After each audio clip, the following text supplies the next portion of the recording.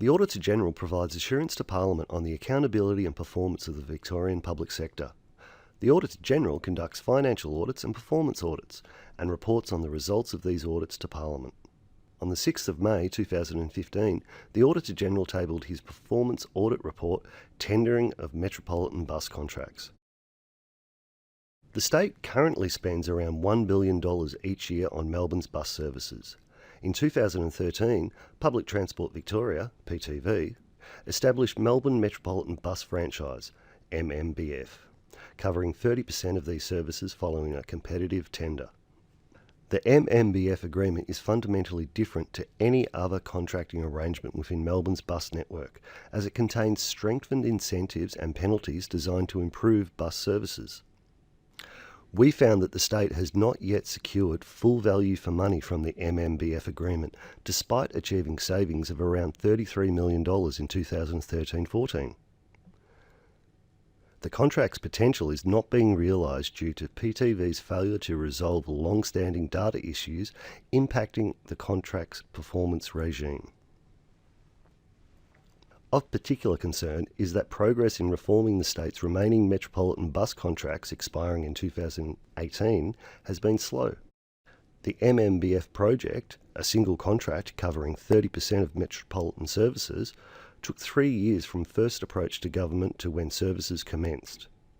Just over 3 years remain until the 27 contracts for the remaining 70% of services expire. Slow progress in reforming these contracts risks limiting the state's procurement options and compromising the opportunity to leverage better value from these services. Urgent action is needed to strengthen performance data and to develop options and strategies for future bus reform. The key benefits expected from the MMBF are improved public transport coordination, enhanced bus timetables and routes, and better information for customers about bus services. When approving the tender, the state determined it would consider MMBF as having achieved value if it reduced costs, delivered improved services for more customers, and if it progressed bus industry reform. We assessed if the state has effectively secured value for money from MMBF by examining if the tender was effectively planned and conducted, and PTV's management of the agreement is delivering improved performance. We also examined if appropriate planning to optimise value from future bus contracts is underway. The audit focused mainly on PTV. It also included the Department of Economic Development, Jobs, Transport and Resources, DED-JTR, due to its role in working with PTV on future bus reform. The Department of Treasury and Finance, DTF, was also included as it oversaw the MMBF tender. PTV cannot yet reliably demonstrate MMBF is achieving value for money due to its shortcomings with performance data. MMBF has been less expensive than previous arrangements. However, as it also sought to improve services and progress reform, cost savings alone are not sufficient for demonstrating achievement of value for money.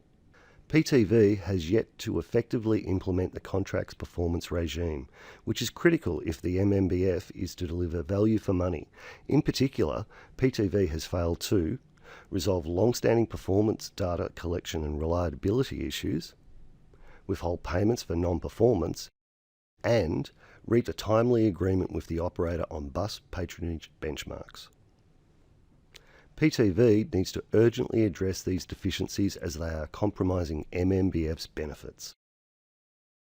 The department's and PTV's slow progress in planning to reform remaining bus contracts risks limiting the state's procurement options in 2018. Progressing reform will be difficult as the remaining contracts contain no clear right for the state to tender these services. Some industry members also claim the state cannot legally offer their routes to tender.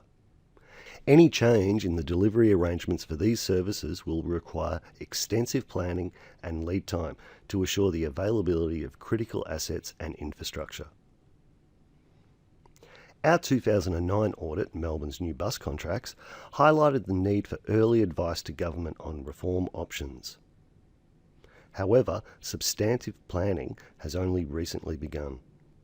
DED, JTR and PTV need to urgently advise government on the key actions needed to finalise planning for reform.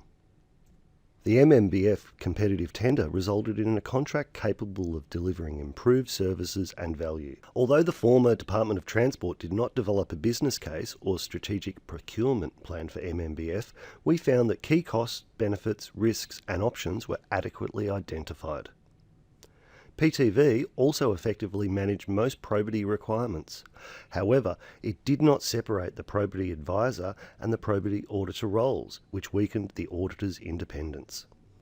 Although the tender in this instance produced a good outcome, PTV needs to ensure for future procurements that it develops a business case and separates the probity advisor and the auditor roles.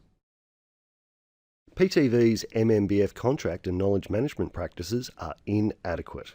Contract and knowledge management procedures are not sufficiently documented, and a complete contract management plan for MMBF is not yet in place. This situation, combined with PTV's reluctance to withhold payments for some delays, risks reducing the value of the contract.